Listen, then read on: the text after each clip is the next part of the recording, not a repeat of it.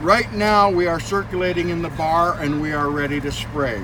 We make sure that we lower the bar, fold our wings down, and we turn on how many spray valves we want to do. These are 1 foot controls for 12 foot total. All we have to do right now is make sure that our preset, which we've selected in this button right here at 0.360, is set, and we begin driving and turn the master spray switch on and off. That will spray the oil out as you need it. Now if something were to happen and you had a valve stick or had oil leaking in the back, there's a suck back override switch here. You can flip that up and hit start. It will suck the oil back out of the bar. You go back to the back, determine what the problem is, repair it, and then come back up here when you're ready to do that. You slip that down and hit start again. It begins circulating oil back into the bar again. At that point, our circulation rate is extremely low. So we can actually use a preset. We have 5 presets here and 5 more presets when we flip the switch down. So I'll go to a higher preset rate to get the oil back into the bar. And this is circulating at 288 liters a minute.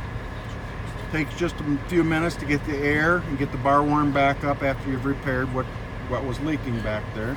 So each preset has a predetermined GPM? Yes, but you can change those. You can change. So I'll set that back up and go back to my predetermined spray amount, and then I'm ready to spray again.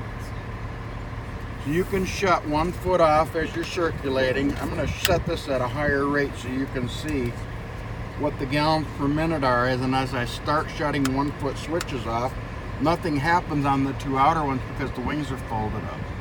But as I get to the main bar and I start shutting them off, you can see the circulation cut itself back. Okay. It decreases or increases circulation rate based on how many switches you have on. When your wings are up and you're not spraying with them, make sure the switches are off. They won't work, but if you hit a bump or something and you're going by a person or a vehicle, it will spray. It'll trip the mercury switch at the back, the safety switch. So make sure if they're folded up, they're not on. Okay? And that's really all there is to it. If you wanted to change a rate back here, let's say for example, I want to set this rate down, 1 through 5, I push this button and I change the value down to whatever I want it set at.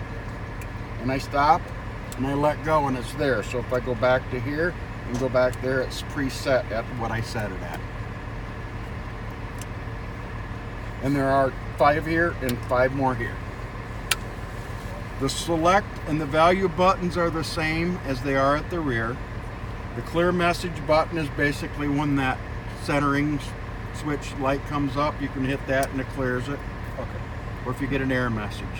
You have lift, side shift, wing fold, and bar latch and unlatch here.